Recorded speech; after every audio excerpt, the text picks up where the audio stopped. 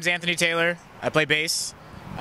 Musically, my first hardcore show that I ever went to was, a lot of my friends listen to punk, so the first show I ever actually went to was Death by Stereo and Sick of It All. That was the first show I ever went to, and ever since then I just wanted more heavier music. I liked it a lot, mainly just because of the emotion and, like, lyrically. Even if they weren't even talented at screaming, just the fact that they were screaming and yelling and the emotion, that kind of drawed me to that kind of music. And then from there, that's when I started hearing about, Terror and things like that. And then from that, surprisingly, hardcore kids love pop punk. And then I found, Newfound Glory, Hit the Lights, Story So Far. I mean, even though they're new and up and coming, Story So Far is probably one of my favorite pop punk bands right now that's out in the game. Yeah, so that's it. I'm Kevin Brady, and I play drums. My biggest influences growing up have been bands like Alice in Chains and Korn, and just bands of the heavier genre back in the day. And I found two bands that really inspired me to play like the next notch of heavier metal, which was As Lay Dying and the Black Dahlia Murder.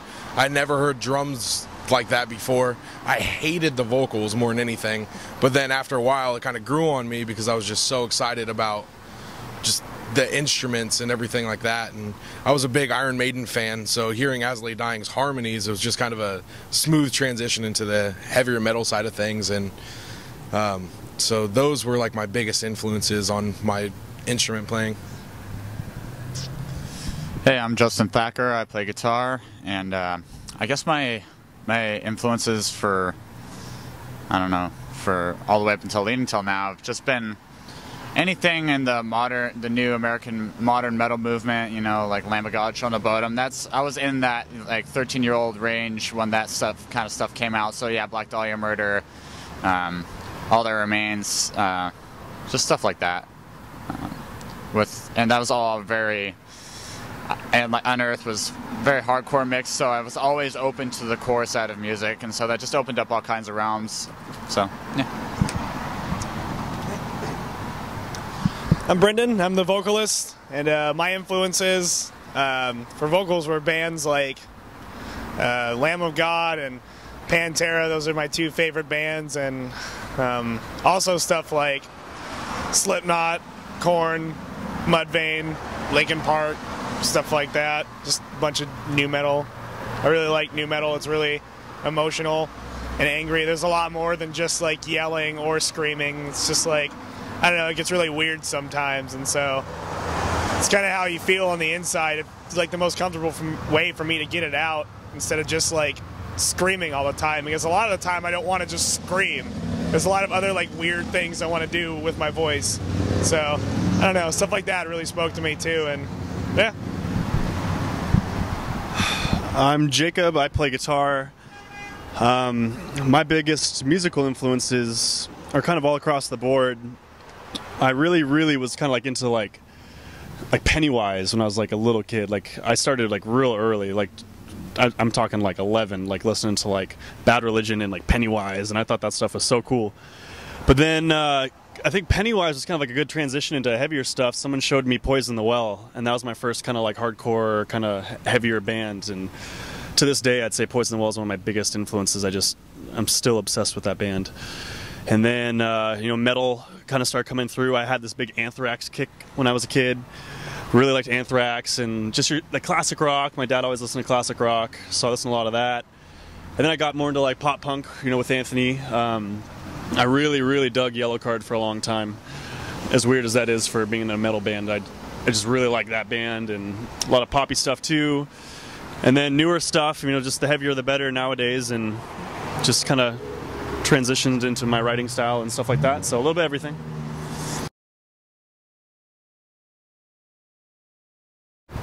Well, so far, since this is our first tour and first time we've ever headlining a tour, we've had ups and downs, but realistically, I mean, the whole goal of this is to get more fans, and we've actually gained a lot more fans from this.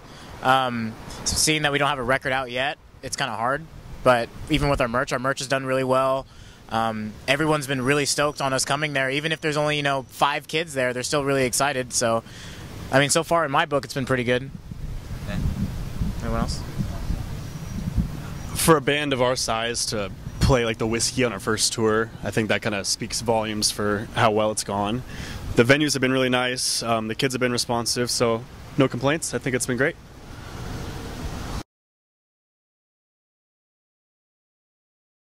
Well, the theme of the album really is just stuff I've written about from, personal experience, tragedies, just life situations in general, alcoholism, death, just anger, pain.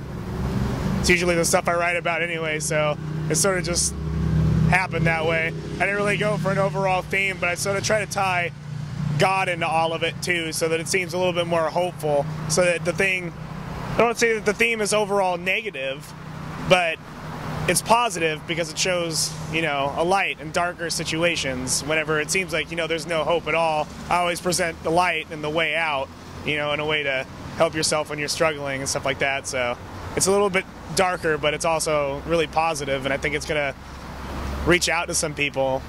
And some people said that what they've heard so far has changed their life, so it's going to be pretty crazy to see what it does whenever the actual album comes out and they get to see all of it or hear all of it.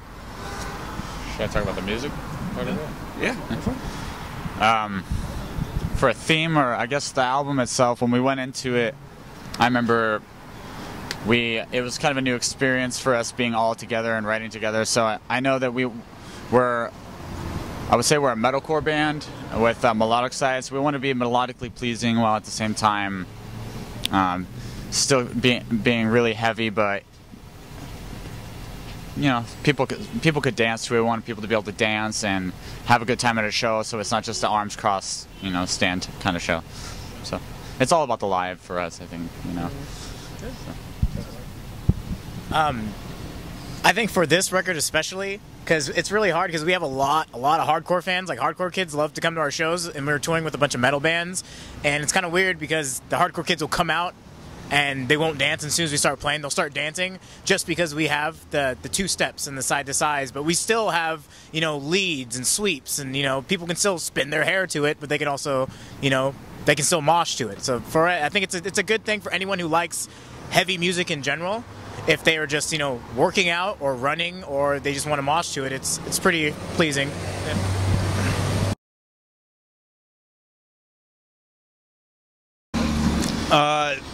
It was a pretty interesting process. I was in a band with a couple dudes.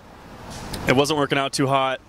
We needed a vocalist, so we found Brendan, just kind of in the local scene. I think we saw a video of him on the internet and kind of contacted him that way. And all the other dudes bailed, so next thing I know, it's literally just me and Brendan. We had a couple songs written, so we're like, let's do this. So we saved some money up, went into the studio.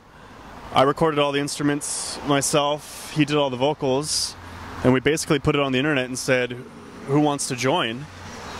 And just through that, found these two guys, Justin and Kevin. And then a little while later, Anthony became available and filled the spot, and here we are.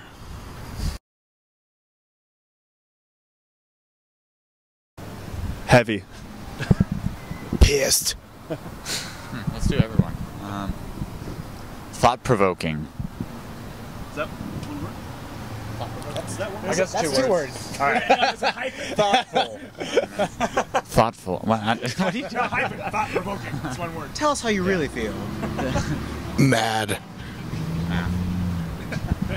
Math. There's no math.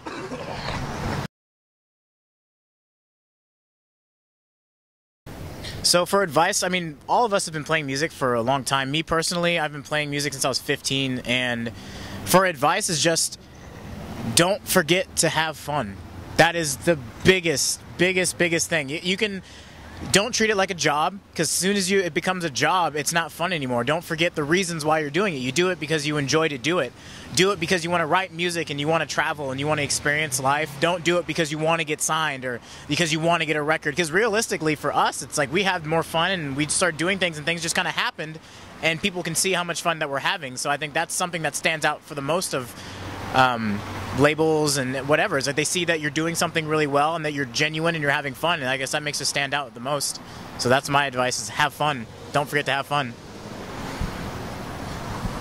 Something I would say to new and up-and-coming bands is, even though Jacob found us, basically, me and Justin and Brendan have been friends for years, and Jacob and Anthony have been friends for years, and if you can, try to do it with your best friends so you have a fun time, even though sometimes we'll get down each other's throats. But I think that's typical with like any relationship or friendship. You're going to get down each other's throats, and we're 5 dudes living in a van with each other, then getting smelly. Some of us snore.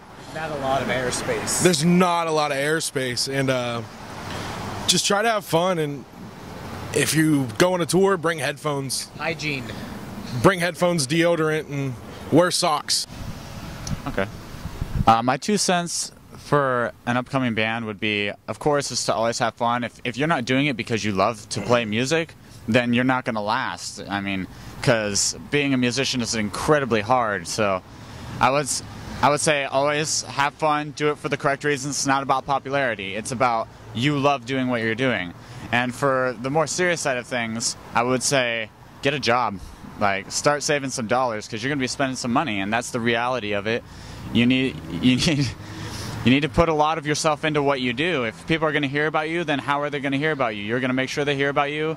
They need to hear good things, so you need to have good music, and everything costs money in this life. So let's teamwork. I lost it. Yeah. Teamwork. Jesus, man. Jesus.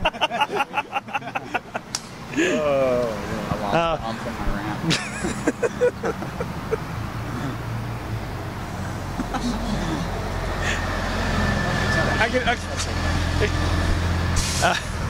One thing I always like to tell kids, who are starting bands and stuff like that, I always like to tell them to do it because you love it. Do what you love. Don't make music from the mind. Make music from the heart. When you start making music for the wrong reasons, when it becomes for money or popularity, it never works out. And as dumb as it sounds, the most successful bands are the ones that always do it just because they, love doing it.